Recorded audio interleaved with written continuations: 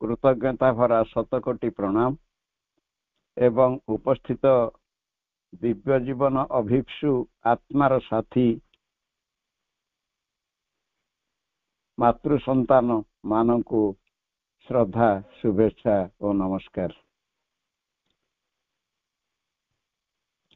आज एभली एक आध्यात्मिक मेल मते अंशग्रहण करिवार सुजोग मिलिथिबारु माँ का पाखरे मु अशेष कृतज्ञता ज्ञापन करुछि एवं उद्योक्ता बंधु मानक मध्य कृतज्ञता जनाउछि जे सेमानक माध्यम रे एई कार्यटी समाप्त होबाकु जाउछि। श्री अरविंदकर साहित्य जहाँ जहाँ सब आलोचना आम दीर्घ दिन है करि आसुचे ता भितरे कविता होची एक अनन्य अर्घ्य। श्री अरविंद एई कविता माध्यम रे तांकर आध्यात्मिक आस्पृहा को से अंतत अर्घ्य स्वरूप आम मानकु प्रदान करिसंती एवं आम मानकु से संबंध रे अंतत रसायनित करुछंती। कविता संबंध रे श्री अरविंद कहिसंती जे से जने दार्शनिक नुहंती, से जने लेखक नुहंती, से जने सांबादिक नुहंती, इत्यादि इत्यादि जने शिक्षक नुहंती। तांका जीवन काल भितरे जेते जेते स्तर मध्य देखि से आसीचंती सेगुडी को से अंतत कहिचंती मो सब किछि नुहे। एमिति कि तांकर जो दीर्घ ग्रंथ सब से लिखिचंती से सब कहउचंती जहाँ सब मो करिछि बा लिखिछि ताहा सब ऊर्ध्व चेतनार मो पाखु अवतरण करि आछि एवं मु ताकू सज्ञान रे मो चेतना रे ग्रहण करिछि एवं तापरे ताकू लेखनी मन रे रूप देछि। एवं से शेषरे कहछन मु जने आजन्म कवि, मु मूलरु गोटे कवि थिली एवं से बिलात रे थिला बेले जेतेबेले तांको सेतेबेले 12-13 वर्ष हेतिला सेतेबेले से अंतत बिलातर से लंडन रो गोटे पत्रिका बाहर थिला तार भितरे से गोटे कविता देइथिले सेटा बाहर थिला ता ना थिला लाइट आलोक। बहुत आदृत हेतिला से कविताटी। तेणु श्री अरविंदकर कविता आमे जो आलोचना करिया को जाउछु ताहा एक गभीरतर उच्च सत्यरु अवतरित हे आसुथिबा कविता शब्दावली ताहा आमे जेते ता भितरे गभीर को जिबा सेते तांकर ऊर्ध्व चेतनार उपलब्धि एवं अनुभव को आमे जानिबा को पाइबा। श्री अरविंदकर आउ गोटे वैशिष्ट्य थिला जहा कि अन्य काहारी नथिला। तांको भितरे तीनोटी ज्ञान कार्य करुथिला एका समय रे। गोटे होची तांकर व्यक्तिगत ज्ञान, आ गोटे होची विश्वगत ज्ञान, आ गोटे होची विश्वातीत ज्ञान। ए तीनोटी ज्ञान एका धार रे एका समय रे तांको भितरे कार्य करुथिला। अन्य योगी मुनि ऋषि माने जेतेबेले विश्वातीत भगवान को सहित युक्त होउथिले सेतेबेले समाने अंतर जगत रे पूरा पूरी तांको सहित लीन हो जाउथिले एवं सेठी तांकर जहा अनुभव होउथला ताकु अंतत ସ୍ପଷ୍ଟ ଭାବରେ ସିଧାସଳଖ ସେ ଅନ୍ତତଃ ତାଙ୍କର ବ୍ୟକ୍ତି ଚେତନାରେ ତାକୁ ପ୍ରକାଶ କରିପାରୁନଥିଲେ। କାହିଁକି? ସେତେବେଳେ ସେ ବ୍ୟକ୍ତି ଚେତନାରେ ନଥିଲେ। କିନ୍ତୁ ଶ୍ରୀ ଅରବିନ୍ଦଙ୍କର ତାହା ହେଇନଥିଲା।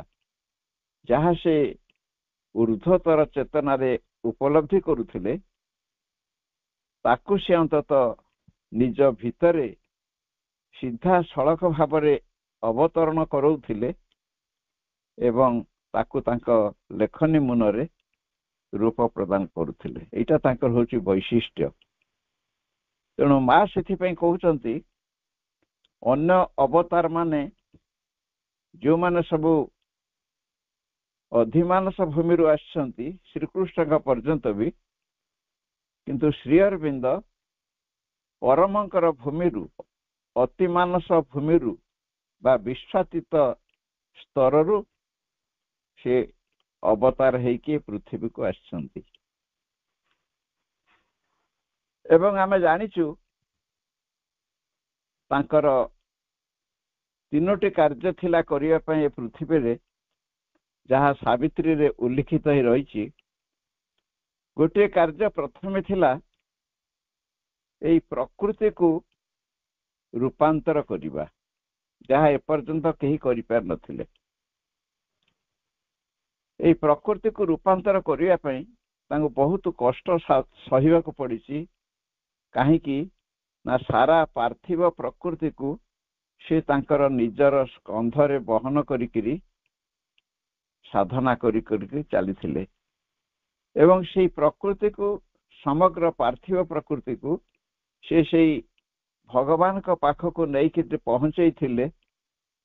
ତାକୁ କେବଳ ରାଜି କରିବା ପାଇଁ ଯେ ତୁ ଦେଖ, ଏଇଭଳି ଭାବରେ ତୁ ଗୋଟେ ଆଲୋକିତ ଅବସ୍ଥା ଦେଖେ, ଏଇ ଅମରତ୍ୱର ଅବସ୍ଥା ଦେଖ, এইଭଳି ତତେ ହବାକୁ ପଡ଼ିବ, ତୁ ରାଜି ହେଇଯା।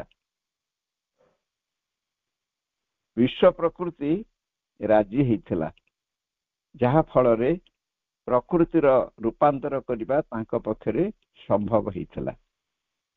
ଦ୍ୱିତୀୟ କାର୍ଯ୍ୟଟି ସେ କରିଥିଲେ, ଯାହା ଏପର୍ଯ୍ୟନ୍ତ କେହି କରିନଥିଲେ। ଯେଉଁ ଭଗବାନ ଏପର୍ଯ୍ୟନ୍ତ ମଣିଷ ମନର ଅପହଂସ ହେଇକିରି ଅଛନ୍ତି ଏବଂ ଆମକୁ ସମସ୍ତେ କହିଛନ୍ତି ପୂର୍ବସୂରୀ ମାନେ ଯେ ଭଗବାନ ବହୁତ ଉଚ୍ଚରେ ବାସ କରୁଛନ୍ତି, ମଣିଷ ନିମ୍ନରେ ବାସ କରୁଛି। ତେଣୁ ଏଇ ଜୀବନ ଭିତରେ ସେ ତାଙ୍କୁ ପାଇପାରିବ ନାହିଁ। ଜୀବନକୁ ଛାଡ଼ିବାକୁ ପଡ଼ିବ, ଜଗତକୁ ଛାଡ଼ିବାକୁ ପଡ଼ିବ, ସଂସାରକୁ ବର୍ଜନ କରିବାକୁ ପଡ଼ିବ, ଇତ୍ୟାଦି ଇତ୍ୟାଦି। ତେଣୁ ଶ୍ରୀ ଅରବିନ୍ଦ କହିଲେ ଜଣେ ଅଧେ ତପସ୍ୟା କରିକି ଅନ୍ତତଃ ଶ୍ରୀ ଭଗବାନଙ୍କୁ କ'ଣ ପାଇଲେ, କିନ୍ତୁ ସମସ୍ତେ ତ ଭଗବାନଙ୍କ ପାଖକୁ ଯାଇପାରିବେନି, ତାଙ୍କର ଶକ୍ତି ସାମର୍ଥ୍ୟ କିଛି ନାହିଁ। ତେଣୁ ଭଗବାନ, ତୁମେ ଯଦି ପ୍ରକୃତିରେ ଅଛ, ତୁମେ ହଉଛ ପରମ ସାମର୍ଥ୍ୟବାନ, ତୁମେ ଅନ୍ତତଃ ଆମର ଏଇ ମର୍ତ୍ତ୍ୟ ଭୂମିକୁ ଓହ୍ଲେଇ ଆସ। ତେଣୁ ଏ ଦ୍ୱିତୀୟ କଥା ଶ୍ରୀ ଅରବିନ୍ଦଙ୍କର ଥିଲା କରିବା ପାଇଁ। ଭଗବାନକୁ ସେ ଅନ୍ତତଃ ଏଇ ପାର୍ଥିବ ଚେତନାକୁ ଓହ୍ଲେଇ ଆଣିଥିଲେ, ଅର୍ଥାତ୍ ଅତିମାନସ ଶକ୍ତି ଏବଂ ଚେତନା ତାଙ୍କ ନିଜ ଶରୀର ଭିତରେ ଅବତରଣ କରିଥିଲା। ଏ ଦିଟା କଥା କେହି କରିପାରିନଥିଲେ। ଆଉ ତୃତୀୟ କଥାଟି ସେ ଅନ୍ତତଃ ତାଙ୍କର ଲକ୍ଷ୍ୟ ଥିଲା ଯେ ଏଇ ପାର୍ଥିବ ଜୀବନକୁ ଦିବ୍ୟ ଜୀବନରେ ପରିଣତ କରିବା। ଏକଥା ବି କେହି କରିନଥିଲେ। ତେଣୁ ଏକ ଶ୍ରୀ ଅରବିନ୍ଦକୁ ଆମେ ଜାଣିବାକୁ ହେଲେ ସମ୍ପୂର୍ଣ୍ଣ ଏକ ନୂତନ ଚେତନାକୁ ସେ ପୃଥିବୀ ପୃଷ୍ଠରେ ପ୍ରକାଶିତ କରି ଏଇ ମଣିଷର ସାଧାରଣ ଜୀବନକୁ ଦିବ୍ୟ ଜୀବନରେ ପରିଣତ କରିବାର ଲକ୍ଷ୍ୟ ସେ ରଖିଥିଲେ ଏବଂ ସେଥିପାଇଁ ସେ ନିଜେ ଏତିକି କାମ କରିଦେଇ ଯାଇଛନ୍ତି। ତେଣୁ ଆମକୁ ସୁବିଧା ହେଇଛି ଯେ ଆମେ ଯଦି ଅନ୍ତତଃ ଟିକିଏ ଖୋଲି ରଖିବା ଆମ ନିଜକୁ, बा निजर आधार को प्रस्तुत करिबा ताहले आमे सेई अति मानसर शक्ति चेतना को आम भितर मध्य धारण करि परिबा सहजरे ए समस्तक पई भगवान को पाइबा गोटे सहज साध्य हो जाए। तेणु माँ तांकर वार्तारे गोटे कहिसंती जे श्री अरविंद ए जो अति मानसर परिप्रकाश ए पार्थिव भूमि रे घटिबो से कहिथिले बा करिसंती निजे उदाहरण हेकिरि देखै जाइछंती आमे ताकू कोन करिबा सेथिरे से कहिसंती Sri Aurobindo came upon earth to announce the manifestation of the supramental world and showed by example what one must do to prepare oneself for manifesting it. Sri Aurobindo आसीथिले से जो supramental world अति मानसर जगत तार अभिव्यक्ति संभव hub ए पृथ्वी जगत जीवन भितरे एई कथा घोषणा करिया को से आसीथिले एवं से निजे तार उदाहरण हेकिरि देखै दे जाइछंती जे आमे सेई अभिव्यक्ति को प्रकाश करिबा पई किमिति प्रस्तुत हबा सेथि पई आमे कोन करिबा तारी वार्तारे माँ कहउछंती the best thing one can do is to study all that he has told us and endeavor to follow this example and prepare ourselves for the new manifestation. तीनोटी कथा आमे करिबा को पड़िबो ए तीनोटी कथा आमे जदि करिबा ताहले श्री अरविंदकर कार्यटी को तांकर लक्ष्य साधन को आमे सर्वोत्तम भावरे आमे एठी पालन करि परिबा सेथरो गोटी होची प्रथम होची to study all that he has told us स्वाध्याय बा अध्ययन जहाँ से रचनावली करि जाइछंती तांकर कविता हो गद्य लेखा हो जहाँ से सब लिखि जाइछंती आमे ताकू गभीरतार सहित पाठ करिबा ऊपर ठारिया भाବରେ पढ़िबा नै एटा प्रथम कथा मा कहउछन सेते पई स्टडी शब्दटी से लगैछंती स्टडी शब्दटी रीडिंग नुह आमर पाठ चक्र होची सेही स्टडी सर्कल सेटा रीडिंग रो सर्कल नुह ऊपर ठारिया भाବରେ पढ़ी देइकिनि काम सार देबा कथा नुह तेणु प्रथम कथा हला स्वाध्याय द्वितीय कथा हला endeavour to follow this example तेणु से जहाँ हमको उदाहरण हेकिरि देखै जाइछंती तांकर सकल कर्म माध्यम रे से जहाँ सब करिकि जाइछंती आमे ताकू अनुसरण करिबा तृतीय कथा हला prepare ourselves for the new manifestation जो नूतन भाव में जो अभिव्यक्ति हम जहाँ कि एपर्यंत कहीं करि पारि नथिले पृथ्वी रे तापई आमे आम निज को प्रस्तुत करिबा तेणु मांकर एई कार्य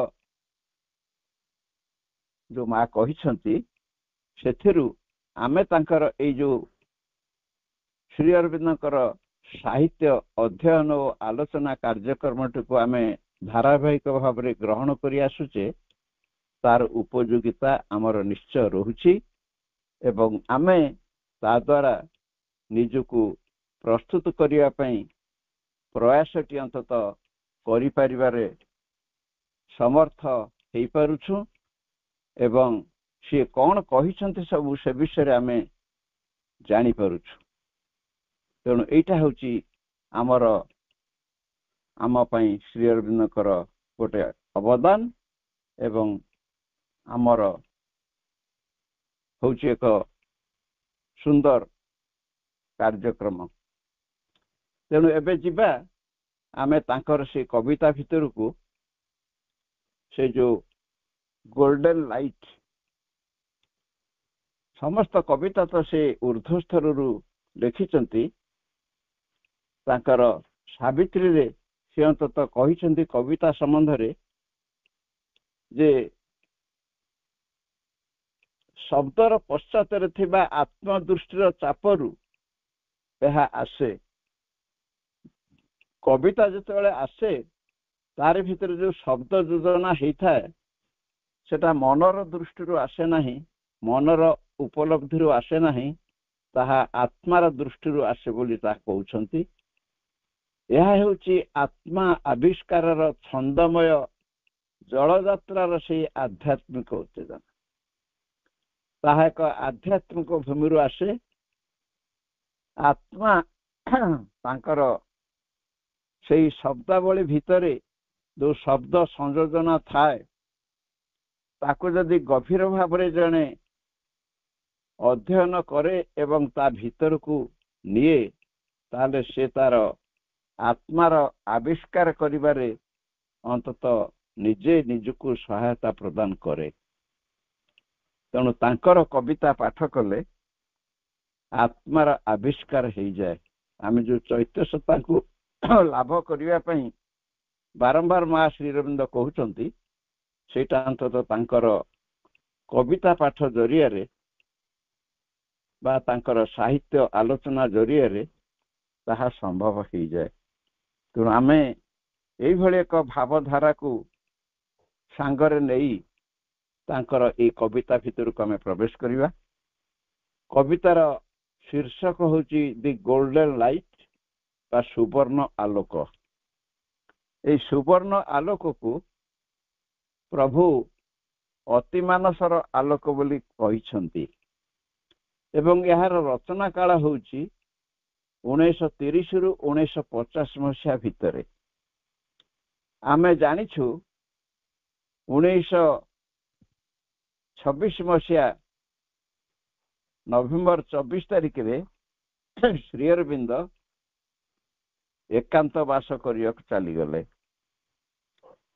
ତାଙ୍କ ଭିତରେ ଶ୍ରୀକୃଷ୍ଣଙ୍କର ଆନନ୍ଦମୟ ଚେତନା ଅବତରଣ କଲା, ଯାହା ଫଳରେ ଅତିମାନସ ଚେତନାକୁ ତାଙ୍କ ଭିତରକୁ ଅବତରଣ କରିବା ପାଇଁ ବାଟ ଫିଟିଗଲା, ଭିତ୍ତିଭୂମି ତିଆରି ହେଇଗଲା ଏବଂ ସେ ମାଙ୍କ ଉପରେ ଆଶ୍ରମର ସବୁ ଭାର ଦେଇକିରି ସେ ଅନ୍ତତଃ ଏକାନ୍ତ ବାସ କଲେ ଏବଂ ଅତିମାନସ ଅବତରଣ ପାଇଁ ସାଧନା କଲେ। କିନ୍ତୁ ଏଇଥିରୁ ଆମେ ବୁଝିବା ଯେ ଅନ୍ତତଃ 1926 ମସିହାରୁ 1950 ମସିହା ପର୍ଯ୍ୟନ୍ତ ସେ କେବଳ ଅତିମାନସ ଶକ୍ତି ଓ ଚେତନା ତାଙ୍କ ଭିତରକୁ ଯେ ଆସିଥିଲା ତା ନୁହଁ, ବହୁ ଆଗରୁ ମଧ୍ୟ ସେ ଅତିମାନସ ଚେତନା ଦ୍ୱାରା ସେ ଅନ୍ତତଃ ତାଙ୍କ ଭିତରେ ସେ ନିଜେ ଅନୁଭବ କରିଥିଲେ। 1914 ମସିହାରେ ଯେତେବେଳେ ମା ଅନ୍ତତଃ ତାଙ୍କୁ ପ୍ରଥମେ ସାକ୍ଷାତ କଲେ, ସେଇ ସାକ୍ଷାତର କିଛି ଦିନ ପରେ ମା ନିଜେ ଲେଖିଛନ୍ତି ଯେ ମୁଁ ତାଙ୍କୁ ମୋ ଦିନେ ଧ୍ୟାନସ୍ଥ ହେଇଗଲି ଏବଂ ମୁଁ ଖୁବ୍ ବହୁ ଊର୍ଦ୍ଧ୍ୱକୁ ଚାଲିଗଲି। ତାହା ଏକ ବିଶ୍ୱମୟତାର ଊର୍ଦ୍ଧ୍ୱ ଜଗତ ବୋଲି ମୁଁ ଭାବୁଛି। ସେଇଥିରେ ମୁଁ ଯାହା ସବୁ ଦେଖିଲି, ସୁନ୍ଦର ସୁନ୍ଦର ବସ୍ତୁ ସବୁ ଦେଖିଲି, ତାକୁ ମୁଁ ଶ୍ରୀଅରବିନ୍ଦଙ୍କୁ କହିଲି ଯେ ଏଇଭଳି କଥା ଆମର ଏଇ ପୃଥିବୀ ଉପରେ ସମ୍ଭବ ହୁଅନ୍ତାନି। ଶ୍ରୀଅରବିନ୍ଦ ସେଇ ଚେତନା ସ୍ତରରେ ଥାଇକିରି କହିଲେ ତାଙ୍କୁ, ତଥାସ୍ତୁ, ତାହା ନିଶ୍ଚିତ ଭାବରେ ହବ। ତାମାନେ ଏଥିରୁ ଜଣା ପଡୁଛି ଶ୍ରୀଅରବିନ୍ଦଙ୍କର ଅତିମାନସ ଭୂମିର ଚେତନା, ବିଶ୍ୱାତୀତ ଚେତନା ତାଙ୍କ ଭିତରେ ଆଗରୁ ମଧ୍ୟ ରହିଥିଲା, କିନ୍ତୁ ତାଙ୍କର ଶରୀର ମଧ୍ୟକୁ ତାହା ଅବତରଣ କରିନଥିଲା। କିନ୍ତୁ ଏଇ ଯୋଉ କବିତା ଆମେ ବର୍ତ୍ତମାନ ପଢୁଛୁ, ଏଇଟା ତାଙ୍କର ସେଇ ଅତିମାନସ ଆଲୋକ ତାଙ୍କର ଶରୀରର मन प्राण ये तीनोटी भितरे जो सत्ता को से बहन करके तारी होची अनुभव सिद्ध वक्तव्य। सबुठी से अतिमानस को से अतिमानस आलोक को से अनुभव करिसंती उपलब्धि करिसंती। स्तर पर स्तर अतिमानस आलोक तांक भितर को आसीची। तेणु ए कविता पंक्ति गुड़िक आमे वर्तमान प्रवेश करिबा एवं ताकू जानिबा। The golden light came down into my brain and the grey rooms of mind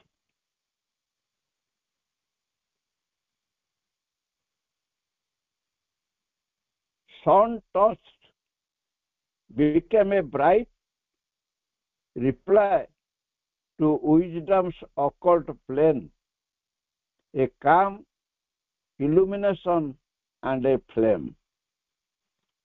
The golden light came down into my throat and all my speech is now a tune divine, a paean song of thee, my single note, my words are drunk with the immortal's wine.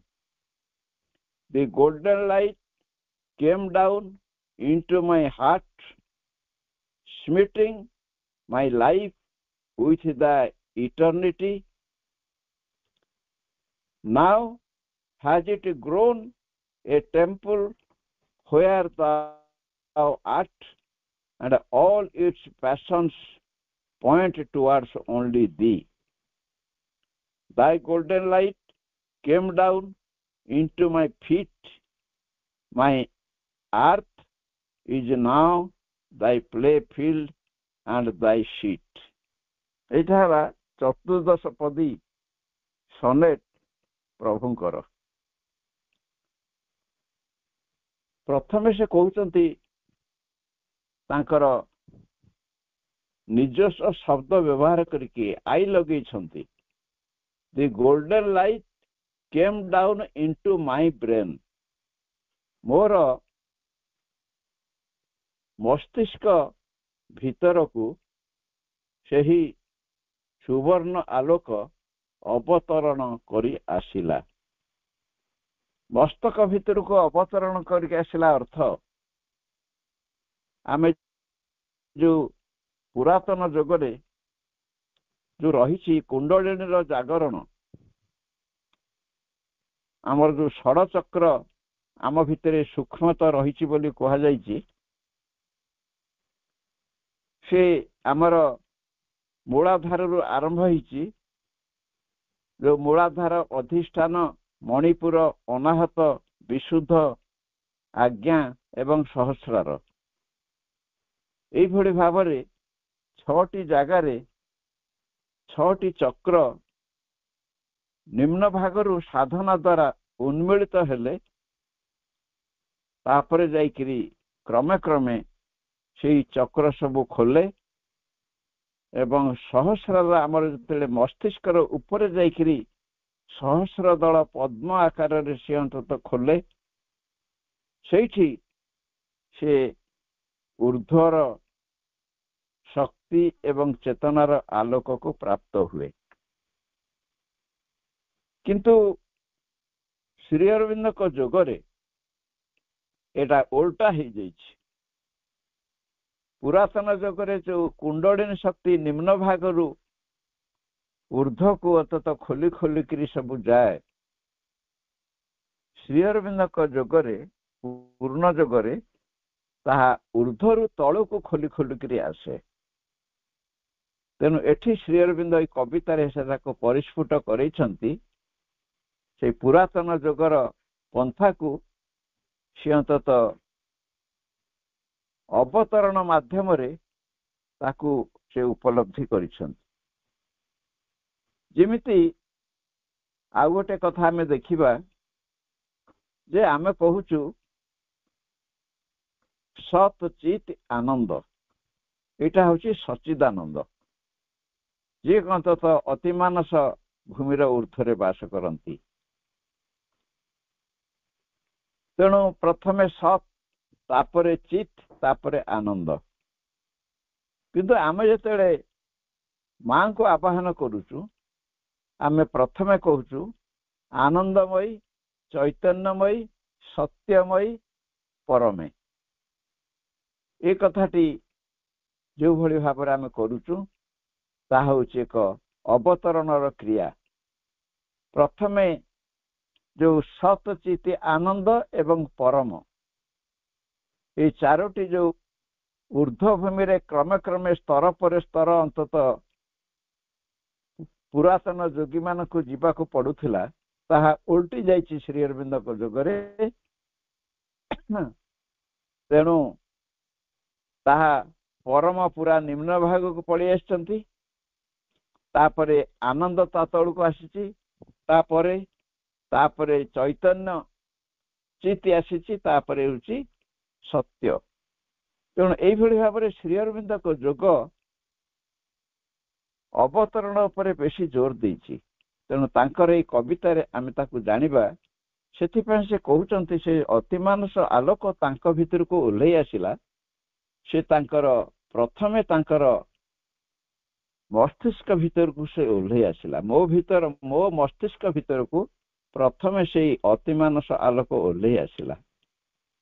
ତା ଫଳରେ କଣ ହେଲା, ମୋର ଉପଲବ୍ଧି କଣ ହେଲା, ତାପରେ କହୁଛନ୍ତି and the grey rooms of mind sun touch, ଅନ୍ତତଃ ସେଇ ଅତିମାନସର ଯୋଉ ସୂର୍ଯ୍ୟ, ତାରି ଦ୍ୱାରା ଅନ୍ତତଃ ସେ ତାର ସ୍ପର୍ଶ ସେ ପାଇଗଲା। ସନ୍ ଟଚ୍, ଅତିମାନସର ସୂର୍ଯ୍ୟର ସ୍ପର୍ଶ ସେ ପାଇଗଲା। କିଏ ପାଇଲା? ମାନେ ଆମର ମନ ପାଇଗଲା। ସେ ମନ ଆଗରୁ କଣ ହେଇକି ଥିଲା ନା, ସେ ଗ୍ରେ ରୁମ୍, ତାର ଯୋଉ ସ୍ଥିତି ଥିଲା ସେ ଗୋଟେ ମଳିନ ହେଇକିରି ଥିଲା, ଅସ୍ପଷ୍ଟ ହେଇକି ତାର ସ୍ଥିତି ଥିଲା, ଅନ୍ଧକାର ଆବୃତ ହେଇକିରି ସେ ଥିଲା। ସେ ବର୍ତ୍ତମାନ ସମ୍ପୂର୍ଣ୍ଣ ଭାବରେ ଆଲୋକିତ ହେଇଗଲା। ଏଟା ଗୋଟେ ଅନୁଭୂତି ତାଙ୍କର ହେଲା। ତାପରେ ସେ କହୁଛନ୍ତି ଏଇ ସନ୍ ଟଚ୍ ହେଲା ପରେ became a bright reply to wisdom's occult plan. wisdom ଯୋଉ ପ୍ରଜ୍ଞା, ଯିଏ କି ପରମ ସତ୍ୟଙ୍କ ପାଖରେ ରହିଛି, ପରମ ଜ୍ଞାନ, ସେ ଏକ ଅକଲ୍ଟ ପ୍ଲେନରେ ରହିଛି, ଗୋଟେ ସୂକ୍ଷ୍ମ ସ୍ତର ଭିତରେ ସେ ପରମଙ୍କ ପାଖରେ ବାସ କରୁଛି। ବର୍ତ୍ତମାନ ଅନ୍ତତଃ ଯେତେବେଳେ ମନ ଭିତରକୁ ସେଇ ପ୍ରଜ୍ଞା ପଳେଇ ଆସିଲା ଏବଂ ସେ ଆଲୋକ ମନକୁ ପୁରାପୁରି ଆଲୋକିତ କରିଦେଲା, ତାମାନେ ମାଇଣ୍ଡ ଅଫ୍ ଲାଇଟ୍ ଯୋଉଟାକୁ ପ୍ରଭୁ କହୁଛନ୍ତି, ମନ ବର୍ତ୍ତମାନ ପୁରାପୁରି ଆଲୋକିତ ହେଇଗଲା ଏବଂ ମନ ସେଇ ପରମ ପ୍ରଜ୍ଞାକୁ ବର୍ତ୍ତମାନ ଧାରଣ କଲା ଏବଂ ପରମ ପ୍ରଜ୍ଞା, ପରମ ସତ୍ୟ ଯାହା ତାଙ୍କୁ ନିର୍ଦ୍ଦେଶ ଦଉଛନ୍ତି କରିବା ପାଇଁ, ତାଙ୍କର ମନ ପ୍ରସ୍ତୁତ ହେଇଗଲା ତାଙ୍କୁ ପ୍ରତ୍ୟୁତ୍ତର ଦେବା ପାଇଁ ଏବଂ ତାଙ୍କରି ନିର୍ଦ୍ଦେଶରେ କାର୍ଯ୍ୟ କରିବା ପାଇଁ ତାଙ୍କର ମନ ପ୍ରସ୍ତୁତ ହେଇଗଲା। ତାପରେ କଣ ହେଲା ନା, କାମ୍ ଇଲୁମିନେସନ ଆଣ୍ଡ ଏ ଫ୍ଲେମ୍, ଗୋଟେ ପ୍ରଶାନ୍ତି, ପ୍ରଜ୍ୱଳ ପ୍ରଶାନ୍ତି ତାଙ୍କ ଭିତରେ ଓହ୍ଲେଇ ଆସିଲା। ଗୋଟେ ପ୍ରଶାନ୍ତିର ସ୍ଥିତି ସେ ଅନ୍ତତଃ ଅନୁଭବ କଲେ ଏବଂ ସେ ପ୍ରଶାନ୍ତି ଗୋଟେ ସ୍ଥାଣୁ ହେଇକି ନଥିଲା, ଅଚଳ ହେଇକି ନଥିଲା, ସେ ଅନ୍ତତଃ ସଚଳ ହେଇକିରି ଜ୍ଞାନବନ୍ତ ହେଇକିରି ପୁରାପୁରି ଥିଲା ଏବଂ ସେ ଗୋଟେ ଫ୍ଲେମ୍, ଗୋଟେ ଅଗ୍ନି ଶିଖା ଯେମିତି ଅନ୍ତତଃ ଜଳୁଥାଏ ଏବଂ ତାର ଚତୁର୍ଦିଗକୁ ସେ ଆଲୋକିତ କରିଦେଉଥାଏ। ତାଙ୍କର ଅତିମାନସ ଆଲୋକ ଯେତେବେଳେ ତାଙ୍କର ସହସ୍ରାର ବା ମସ୍ତିଷ୍କ ଭିତରକୁ ଓହ୍ଲେଇ ଆସିଲା, ତାଙ୍କ ଭିତରେ ସେଇ ସହସ୍ର ଦଳ ପଦ୍ମ ଖୋଲିଗଲା ଏବଂ ସେ ସେଠି ମନ ତାଙ୍କର ପୂର୍ଣ୍ଣ ପ୍ରଜ୍ଞା ପ୍ରାପ୍ତ ହେଇଗଲା ଏବଂ ପ୍ରଶାନ୍ତ ହେଇଗଲା।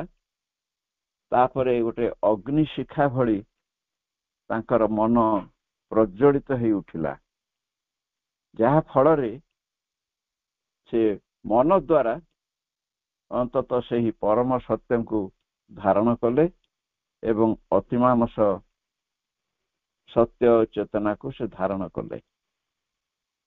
ଏଟା ହେଲା ତାଙ୍କର ପ୍ରଥମ ଉପଲବ୍ଧି। ଦ୍ୱିତୀୟ ଉପଲବ୍ଧିରେ ସେ କହୁଛନ୍ତି, the golden light came down into my throat। ତାପରେ throat ହଉଛି ଆମର ଗଳା।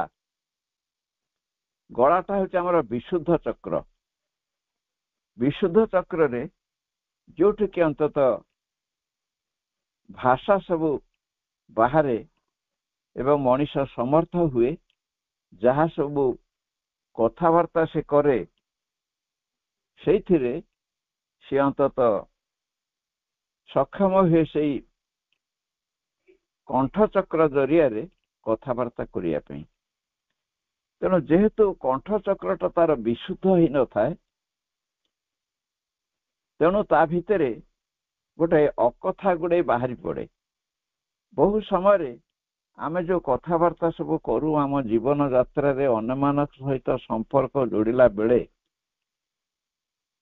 ବହୁତ ଅନ୍ତତଃ ଆମ ବିଶୁଦ୍ଧ ଅନୁଭୂତିର କଥା ଆମ ଭିତରେ ପ୍ରକାଶ ନ ପାଇକିରି ତାହା ଗୋଟେ ଆମର ଅହଂ କେନ୍ଦ୍ରିତ ମନ ଆମକୁ ଯାହା ଅନ୍ତତଃ କହୁଥାଏ ତାକୁ ଆମେ ବାହାରେ ପ୍ରକାଶ କରିଦଉ। କିନ୍ତୁ ଶ୍ରୀ ଅରବିନ୍ଦ କ୍ଷେତ୍ରରେ ବର୍ତ୍ତମାନ ତାଙ୍କର ସେଇ କଣ୍ଠଚକ୍ର ଥ୍ରୋଟ୍ ଯୋଉଟା କହୁଛନ୍ତି, ତାରି ଭିତରକୁ ସେ ଅତିମାନସ ଆଲୋକ ଓହ୍ଲେଇ ଆସିଲା ବିଶୁଦ୍ଧ ଚକ୍ର ଆଡୁ। ତାପରେ ତାଙ୍କର ଅନୁଭୂତି ସେଠି କଣ ହେଲା? All my speech is now a tune divine। ତାଙ୍କ ଭିତରୁ ଯାହା ସବୁ ସ୍ୱର ବାହାରିଲା ତାପରେ ତାହା ଅତ୍ୟନ୍ତ ଦିବ୍ୟ ହେଇ ଉଠିଲା। ସେ ଦିବ୍ୟ ସ୍ୱର ସବୁ ତାଙ୍କ ଭିତରୁ ପ୍ରକାଶିତ ହେଲା। ତେଣୁ ଶ୍ରୀ ଅରବିନ୍ଦଙ୍କର ସ୍ୱରକୁ ବର୍ତ୍ତମାନ କେହି ରେକର୍ଡ କରିକି ରଖିଛନ୍ତି ବୋଲି କାହିଁକି ଜଣା ପଡୁନାହିଁ। ମାଙ୍କର ସ୍ୱର ଯେମିତି ରେକର୍ଡ ହେଇଛି, ଶ୍ରୀ ଅରବିନ୍ଦଙ୍କ ସ୍ୱର ରେକର୍ଡ ହେଇନାହିଁ। କିନ୍ତୁ କୁହାଯାଇଛି ଯେ ଶ୍ରୀ ଅରବିନ୍ଦଙ୍କ ସ୍ୱର ଯେତେବେଳେ ସେ କହୁଥିଲେ ଅତ୍ୟନ୍ତ ଧୀର ଥିଲା, କୋମଳ ଥିଲା, ମଧୁର ଥିଲା ଏବଂ ସଂଯତ ହେଇକିରି ସେ କଥାବାର୍ତ୍ତା କରୁଥିଲେ। ଯେତେବେଳେ ଆଲିପୁର ଜେଲରୁ ସେ ଅନ୍ତତଃ ମୁକ୍ତ ହେଇକିରି ଉତ୍ତରପଡ଼ାରେ ପ୍ରଥମ ଅଭିଭାଷଣ ସେ ଦେଲେ, ସେତେବେଳେ କୁହାଯାଇଛି ଯେ 10,000 ବ୍ୟକ୍ତି ସେଠି ଉପସ୍ଥିତ ଥିଲେ। ସେତେବେଳେ କୌଣସି ଡାକବାଜି ଯନ୍ତ୍ରର ଉଦ୍ଭାବନ ନଥିଲା। ଶ୍ରୀ ଅରବିନ୍ଦଙ୍କର ସ୍ୱର ସାବିତ୍ରୀରେ ଯାହା କୁହାଯାଇଛି ସଫ୍ଟ ସୁଇଟ୍ କଣ୍ଟ୍ରୋଲ୍ଡ, ବହୁତ କୋମଳ ଥିଲା, ବହୁତ ମଧୁର ଥିଲା, ବହୁତ ଧୀର ଥିଲା, ବହୁତ ସଂଯତ ଥିଲା। ଏବଂ ସେହି ତାଙ୍କର ଧୀର କୋମଳ ସ୍ୱରରେ ସିଏ ସେଠି 10,000 ବ୍ୟକ୍ତି କୁ ପାଖରେ ତାଙ୍କର ଅନୁଭୂତି ସିଦ୍ଧ ଅଭିଭାଷଣକୁ ସେ ରଖିଥିଲେ। ଏବଂ ବଡ଼ ବିଡ଼ମ୍ବନାର କଥା, ସେ ଇଂରେଜୀରେ କହୁଥିଲେ ଏବଂ ସେଠିକାର ଯୋଉମାନେ ସବୁ ଶ୍ରୋତା ଥିଲେ ସେମାନେ ଅଧିକାଂଶ ଇଂରେଜୀ ଜାଣିନଥିଲେ। ତେଣୁ ସାଧାରଣତଃ ସେ କଣ କହୁଛନ୍ତି ଯଦି ଶ୍ରୋତା ତାହା ଶୁଣି ନ ପାରିବ, ତାହେଲେ ସେ ନିଶ୍ଚିତ ଭାବରେ ବିରକ୍ତ ହେଇଯିବ, ଅସ୍ଥିର ହେଇଯିବ। କିନ୍ତୁ ତାହା ହେଲା ନାହିଁ। ସେ କଣ କହୁଥିଲେ, ଧୀର ସ୍ୱରରେ କହୁଥିଲେ, ତାହା 10,000 ବ୍ୟକ୍ତିଙ୍କର ହୃଦୟକୁ ସ୍ପର୍ଶ କରୁଥିଲା ଏବଂ ସମସ୍ତେ ଧୀର ସ୍ଥିର ଶାନ୍ତ ନୀରବ ହେଇକିରି ତାଙ୍କର ଇଂରେଜୀ ବାଣୀକୁ ସେ ଅନ୍ତତଃ ଶୁଣିବାରେ ଲାଗିଥିଲେ। ତାମାନେ ତାଙ୍କର ହୃଦୟ, ତାଙ୍କର ଆତ୍ମା, ପ୍ରତ୍ୟେକଙ୍କର ଆତ୍ମା ସହିତ ମିଶି ଯାଇଥିଲା ଏବଂ ହୃଦୟ ସହିତ ସ୍ପର୍ଶ ଯୋଡ଼ି ହେଇଯାଇଥିଲା। ତାଙ୍କ ସହିତ ସେ କଥାବାର୍ତ୍ତା କରୁଥିଲେ। ତେଣୁ ଏଠି ସେମିତି ତାଙ୍କର ସନେଟରେ ସେ କହୁଛନ୍ତି, ଯେତେବେଳେ ସେ ଅତିମାନସ ଆଲୋକ ତାଙ୍କର କଣ୍ଠ ଚକ୍ର ଭିତରକୁ ଓହ୍ଲେଇ ଆସିଲା, ସେତେବେଳେ ସେ ବିଶୁଦ୍ଧ ଚକ୍ର ଖୋଲିଗଲା ଏବଂ ତାପରେ ସେ ତାଙ୍କର ଯେତେ ସ୍ପିଚ୍ ବା ଯେତେ ଭାଷଣ ସେ ସବୁ ଦେଲେ, ଯେତେ କଥାବାର୍ତ୍ତା ସେ କଲେ, ତାହା ସବୁ ଡିଭାଇନଙ୍କର ହେଇଗଲା। ଯେମିତି ଭଗବାନ ତାଙ୍କ କଣ୍ଠରେ ବିରାଜମାନ କରିକିରି କଥାବାର୍ତ୍ତା କରୁଛନ୍ତି, ଏଇଭଳି ଅନୁଭୂତି ତାଙ୍କର ହେଲା। ତାପରେ ଆଉ କଣ ଅନୁଭୂତି ହେଲା? A paean song of the my single note. ସେତେବେଳେ ସେ ଆଉ କୌଣସି ସାଂସାରିକ କଥା କହିଲେ ନାହିଁ। ସବୁବେଳେ ସେଇ ଭଗବାନଙ୍କ ବିଷୟରେ ଏକମାତ୍ର ତାଙ୍କର କଥା ହେଲା ଯେ ସେ ହେଉଛନ୍ତି ଭଗବାନଙ୍କର କେମିତି ବିଜୟ ହବ। ଭଗବାନଙ୍କର ବିଜୟ ସଙ୍ଗୀତ କେବଳ ତାଙ୍କର ଭାଷା ମାଧ୍ୟମରେ ପ୍ରକାଶିତ ହେଲା। My words are drunk with the immortals wine.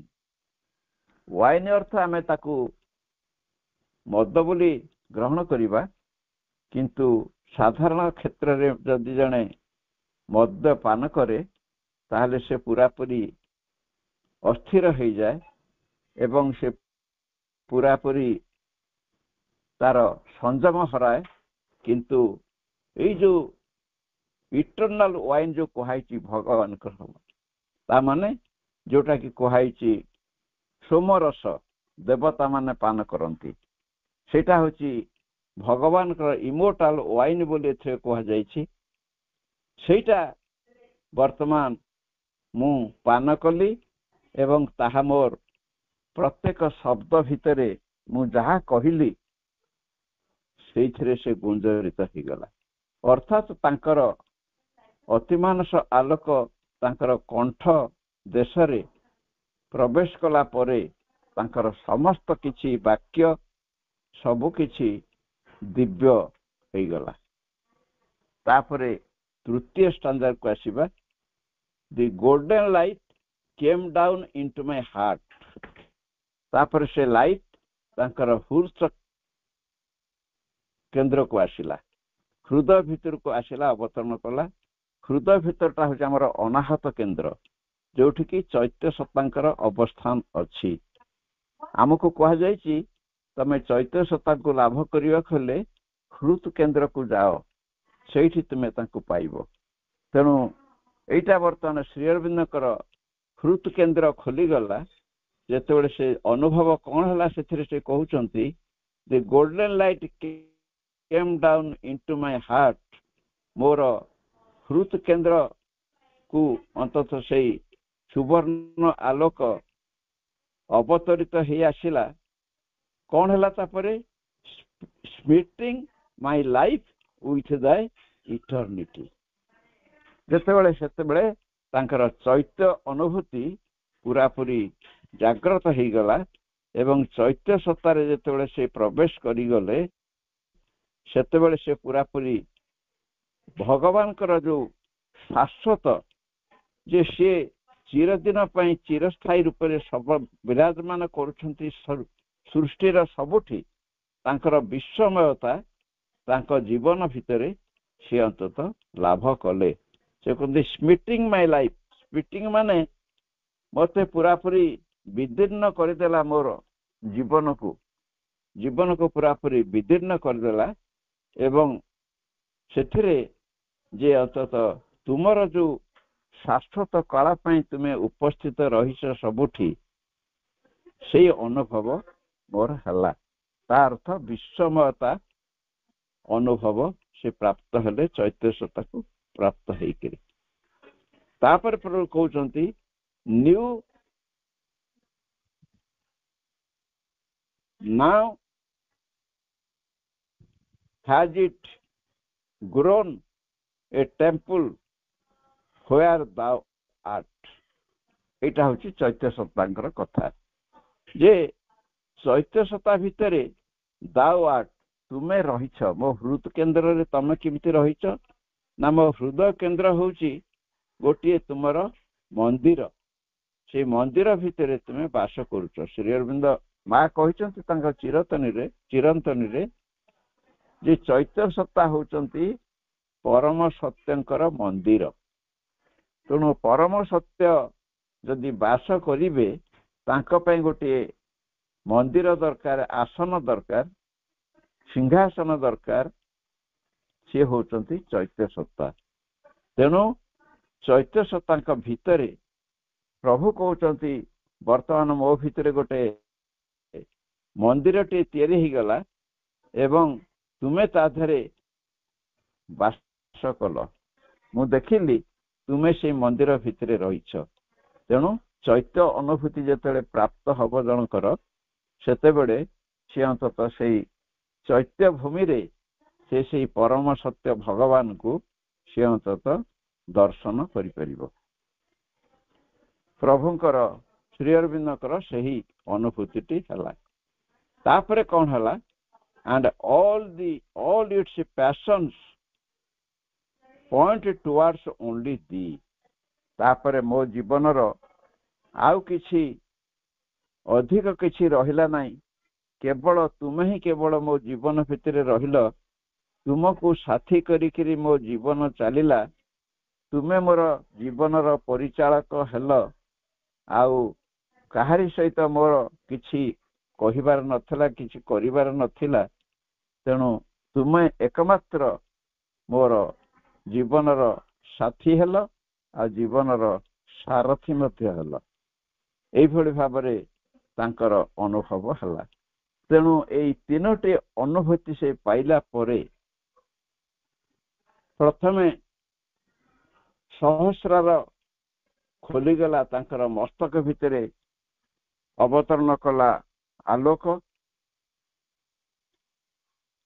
ସୁବର୍ଣ୍ଣ ଆଲୋକ, ଯିଏକି ଅତିମାନସ ଆଲୋକ, ରୂପାନ୍ତରକାରିଣୀ ମହାଶକ୍ତି। ତାଙ୍କର କଣ୍ଠଚକ୍ର ଭିତରେ ସେ ଅବତରଣ କଲା, ତାଙ୍କର ହୃଦୟ ଭିତରେ ସେ ଅବତରଣ କଲା। ଏତିକ ଅନ୍ତତଃ ସୂକ୍ଷ୍ମ ଭାବରେ ସବୁ ତାଙ୍କ ଭିତରେ ଅନୁଭୂତିରେ ଆସିଲା। ଆମେ ଏପର୍ଯ୍ୟନ୍ତ ଆମ ହୃଦୟକୁ ଦେଖିପାରୁନୁ, ଆମ କଣ୍ଠକୁ ମଧ୍ୟ ଯୋଉଠିକି ବିଶୁଦ୍ଧ ଚକ୍ର ରହିଛି ଆମେ ତାକୁ ଜାଣିପାରୁନାହୁଁ। ଆମର ମସ୍ତିଷ୍କ ଗୋଟେ ଅଛି ବୋଲି ଆମେ ଜାଣିଲେ ମଧ୍ୟ ତାର ସୂକ୍ଷ୍ମତା ଗୋଟେ ସହସ୍ରାର ଚକ୍ର କୋଉଠି ରହିଛି ତାକୁ ଜାଣିପାରୁନୁ। କିନ୍ତୁ ଶ୍ରୀ ଅରବିନ୍ଦଙ୍କର ଯୋଉ ଶେଷ ଅନୁଭବଟି ଥିଲା ସେଇଟାକୁ ଆମେ ଯଦି ପାଠ କରିବା ବର୍ତ୍ତମାନ, ସେଥିରୁ ଜାଣିବା ସେ ଅନ୍ତତଃ ସେ ଯୋଉ ଅତିମାନସ ଆଲୋକ ଆସିଥିଲା ରୂପାନ୍ତରକାରିଣୀ ମହାଶକ୍ତି, ସେ ଏତିକିରେ ସୀମାବଦ୍ଧ ହେଇକି ରହିଲା ନାହିଁ। ଶେଷ ଲାଇନରେ ସେ କହୁଛନ୍ତି ଦି ଗୋଲ୍ଡେନ ଲାଇଟ୍ କେମ୍ ଡାଉନ୍ ଇନଟୁ ମାଇ ଫିଟ୍। ଏ ଯୋଉ ଫିଟ୍ ହଉଛି ପାଦ, ମାନେ ପାଦ ପର୍ଯ୍ୟନ୍ତ ସେ ଅନ୍ତତଃ ଗୋଲ୍ଡେନ ଲାଇଟ୍ ବା ଅତିମାନସ ଅବତରଣ କରିଗଲା ତାଙ୍କର। ପାଦଟା ହଉଛି ଆମର ଯୋଉ ଅଧିଷ୍ଠାନ କେନ୍ଦ୍ର, ଯୋଉଠିକି ପାର୍ଥିବ ଚେତନାର କେନ୍ଦ୍ର। ସେଇ ପାର୍ଥିବ ଚେତନାକୁ ନେଇକରି ଆମେ ବଞ୍ଚିଛେ। ସେଇଠିକି ଅନ୍ତତଃ ସେ ଗୋଲ୍ଡେନ ଲାଇଟ୍ ବା ଅତିମାନସ ଆଲୋକ ପ୍ରବେଶ କରିଗଲା। ପ୍ରବେଶ କରିଗଲା ପରେ ତାପରେ କ'ଣ ତାଙ୍କର ଅନୁଭବ ହେଲା? ମାଇ earth is now thy play field and thy seat. ବର୍ତ୍ତମାନ ଏଇ ଯୋଉ ପୃଥିବୀ ତୁମକୁ ଅନ୍ତତଃ ପାଉନଥିଲା, ତୁମେ ଏ ପୃଥିବୀର ଅପହଞ୍ଚ ଦୂରରେ ଯାଇକି ରହିଥିଲ। ମଣିଷ ତୁମକୁ ଖୋଜି ଖୋଜି ଯାଉଥିଲା, ସହସ୍ର ସହସ୍ର ବର୍ଷ ତପସ୍ୟା କରିକିରି କୃଚ୍ଛ୍ର ସାଧନା କରି ମନ ପ୍ରାଣ କଷ୍ଟ ଦେଇକିରି ସାଧନା କରୁଥିଲା। ସେ ସବୁ ବନ୍ଦ ହେଇଗଲା। ତେଣୁ ମାଇ earth is now thy play field ହେଇଗଲା। ତୁମର କ୍ରୀଡ଼ା ଭୂମି ବର୍ତ୍ତମାନ ଏଇ ପୃଥିବୀ ପାଲଟିଗଲା। ଅନ୍ତତଃ ତମେ ପୃଥିବୀ ଭିତରକୁ ପଳେଇ ଆସିଲ, ପୃଥ୍ୱୀ ଚେତନାରେ ଅବସ୍ଥାନ କଲ ଏବଂ ଦାଇ ସିଟ୍, ପୃଥିବୀ ତୁମର ସିଂହାସନ ହେଇଗଲା, ତୁମର ଆସନ ହେଇଗଲା ପୃଥିବୀ, ତୁମେ ତାରି ଉପରେ ତୁମେ ଆସିକିରି ବାସ କଲ। ଏଇଭଳି ଭାବରେ ଏଇ କବିତାଟି ଶେଷ ହେଇଛି। କିନ୍ତୁ ଏ କବିତା ଆମକୁ ଏଇ କଥା କହୁଛି ଯେ ଶ୍ରୀ ଅରବିନ୍ଦ ଯୋଉ ଲକ୍ଷ୍ୟ ରଖିଥିଲେ ଅତିମାନସ ଶକ୍ତିର ଅବତରଣ ଘଟି ଆମର ମନ ପ୍ରାଣ ଶରୀରକୁ ପୁରାପୁରି ପରିବର୍ତ୍ତିତ କରିଦେବ, ଆମୂଳଚୂଳ ପରିବର୍ତ୍ତନ କରିବ, ରୂପାନ୍ତର କରିଦେବ ଏବଂ ଆମର ଜୀବନ ଦିବ୍ୟ ହେଇଯିବ। ଏଇ କଥାଟି ଏଇ କବିତା ମାଧ୍ୟମରେ ପ୍ରଭୁଙ୍କର ଉପଲବ୍ଧିରେ ଆସିଛି ଏବଂ ସେ ଉପଲବ୍ଧିରେ ଆମେ ବର୍ତ୍ତମାନ ଜାଣିବାକୁ ପାଉଛୁ ଯେ ସେ ଯୋଉ ଅତିମାନସ ଅବତରଣ ତାଙ୍କ ଭିତରେ ପୁରାପୁରି ଘଟି ସାରିଛି ଏବଂ ତାହା ଅନ୍ତତଃ ଅପେକ୍ଷା କରିଥିଲା 1950 ମସିହା ଡିସେମ୍ବର 5 ତାରିଖକୁ ସମ୍ପୂର୍ଣ୍ଣ ଭାବରେ ତାଙ୍କ ଶରୀର ଭିତରେ ଅନ୍ତତଃ ଆସିକିରି ପ୍ରବେଶ କରିବା ପାଇଁ। ଏହା ହିଁ ହେଉଛି ଶ୍ରୀ ଅରବିନ୍ଦଙ୍କର ବିଶେଷତା। ସମଗ୍ର ବିଶ୍ୱ ମାନବ ପାଇଁ, ମଣିଷ ଜାତି ପାଇଁ ସେ ତାଙ୍କର ଶରୀରକୁ ପୁରା ଆତ୍ମବଳି ଦେଇକି ଯାଇଛନ୍ତି ଏବଂ ଏଇ ମଣିଷମାନେ ଅନ୍ତତଃ କେମିତି ଭଗବାନଙ୍କର ସ୍ପର୍ଶ ପାଆନ୍ତୁ, ଅତିମାନସ ଦ୍ୱାରା ଅନ୍ତତଃ ସଞ୍ଜୀବିତ ହେଇ ସଂଯୁକ୍ତ ହେଇ କେମିତି ଭାବରେ ସେ ଦିବ୍ୟ ଜୀବନ ପ୍ରାପ୍ତ ହୁଅନ୍ତୁ, ସେଇ କଥା ସେ ଅନ୍ତତଃ କରିବା ପାଇଁ ଏ ଶରୀର ସମର୍ଥ ହେଲା ନାହିଁ। ଯେହେତୁ ଏଟା ପୁରାତନ ଶରୀର ଥିଲା, ପୁରାତନ ପ୍ରକ୍ରିୟାରେ ତିଆରି ହେଇଥିଲା, ସେଥିପାଇଁ ତାଙ୍କର ଏକ ବିଶ୍ୱବ୍ୟାପୀ ସେଇ ଚେତନାକୁ, ବିଶ୍ୱତୀର୍ଣ୍ଣ ଚେତନାକୁ ଗ୍ରହଣ କରିବା ପାଇଁ ଗୋଟେ ଆଧାର ଏ ଶରୀର ସକ୍ଷମ ହେଲା ନାହିଁ। ସେଥିପାଇଁ ସେ ବର୍ତ୍ତମାନ ଶରୀର ଛାଡ଼ିଛନ୍ତି ଏବଂ ସେ ଯାଇକିରି ଏଇ ପୃଥିବୀର ପାର୍ଥିବ ଚେତନାର ସନ୍ନିକଟବର୍ତ୍ତୀ ଚେତନା ଯୋଉଟା କି ସୂକ୍ଷ୍ମ ଭୌତିକ ଚେତନା, ସେଇଠି ସେ ଅବସ୍ଥାନ କରୁଛନ୍ତି। ତାଙ୍କ ଶରୀର ବର୍ତ୍ତମାନ ପୁରାପୁରି ବ୍ୟାପ୍ତ ହେଇଯାଇଛି, ପ୍ରସାରିତ ହେଇଯାଇଛି। ମା ମଧ୍ୟ ସେଇଠି ଅବଦାନ କରୁଛନ୍ତି ଏବଂ ସେଇଠି ରହିକିରି ସେ ତାଙ୍କର ରୂପାନ୍ତର କାର୍ଯ୍ୟ କରି ଚାଲିଛନ୍ତି ଆମ ସମସ୍ତଙ୍କ ପାଇଁ। ଏବଂ ଶେଷରେ ସେ କହିଛନ୍ତି ଯେତେବେଳେ ସେ ପ୍ରଥମେ ସେଇ ଅତିମାନବ ହେଇକିରି ପ୍ରଥମ ଆସିବେ ଏ ପୃଥିବୀକୁ, ତାପରେ ମଣିଷ ଦେଖିବ ତାଙ୍କୁ, ଚିହ୍ନିବ ତାଙ୍କୁ, ଜାଣିବ ତାଙ୍କୁ। Believe shall be not till work is done, ଯେ ପର୍ଯ୍ୟନ୍ତ କାମଟି ହେଇନାହିଁ ସେ ପର୍ଯ୍ୟନ୍ତ କାହାରି ବିଶ୍ୱାସ ହବ ନାହିଁ। ତେଣୁ ସେ ବିଶ୍ୱାସ ଆମର ଏପର୍ଯ୍ୟନ୍ତ ହଉନାହିଁ। ସତରେ କ'ଣ ମଣିଷ ଅତିମାନବ ହବ କି? କିନ୍ତୁ ଶ୍ରୀ ଅରବିନ୍ଦ ତାକୁ ଦେଖେଇ ଦେବେ ଏବଂ ସେ ଏହି ପୃଥିବୀକୁ ତାଙ୍କର ଅତିମାନସ ଶରୀରକୁ ଧରିକିରି ଆସିବେ। ଆମେ ସେଥିପାଇଁ ନିଜକୁ, ନିଜର ଆଧାରକୁ ପ୍ରସ୍ତୁତ କରିବା କେବଳ ମୋର ହେଉଛି କାମ, ଓନ୍ଲି ପ୍ରିପାରେସନ୍। ତେଣୁ ଆମେ ବର୍ତ୍ତମାନ ମା ଯାହା କହିଲେ ତାଙ୍କର ସ୍ୱାଧ୍ୟାୟ ମାଧ୍ୟମରେ, ତାଙ୍କୁ ଯାହା କହିଛନ୍ତି ତାକୁ ଅନୁସରଣ ମାଧ୍ୟମରେ ଏବଂ ଆମର ନିଜକୁ ପ୍ରସ୍ତୁତି ମାଧ୍ୟମରେ ଆମେ ସମସ୍ତେ ଅନ୍ତତଃ ସେଇ କାର୍ଯ୍ୟରେ ବ୍ୟାପ୍ତ ରହିବା ଏବଂ ଦିବ୍ୟ ଜନନୀ ହେଉଛନ୍ତି ଆମର ପରମ ନେତ୍ରୀ, ତାଙ୍କୁ ଆମେ ଅନୁସରଣ କରିକି ଯିବା, ସେ ଆମକୁ ସାହାଯ୍ୟ କରିବେ। ଏଇଭଳି ଭାବରେ ଆମେ ଆଜି ଏ କବିତା ସାରିଲେ। এই ଗଭୀରତା ଭିତରକୁ ଆମେ ଟିକେ ପ୍ରବେଶ କରିବା। ଅନ୍ୟ ସମୟରେ ଏ କବିତାଟିକୁ ଆଉ ଟିକେ ପାଠ କରିବା ଏବଂ ଆମ କଳ୍ପନା ଭିତରେ ସେଇ ଶକ୍ତି କେମିତି ଆମର ମନ ପ୍ରାଣ ଶରୀର ଭିତରକୁ ଓହ୍ଲେଇ ଆସୁଛି ଟିକେ କଳ୍ପନା ଭିତରେ ଆଣିବା। ମାଙ୍କୁ ପ୍ରାର୍ଥନା କରିବା ସେ ଆମକୁ ସାହାଯ୍ୟ କରନ୍ତୁ। ତେଣୁ এই କାର୍ଯ୍ୟକ୍ରମଟିକୁ वर्तमान परम श्रद्धार सहित माँ का पाखरे निवेदन करी मु वर्तमान मोर वाणी को विराम दौछि। समस्त को प्रणाम। माँ को अशेष कृतज्ञता। वंदे मातरम।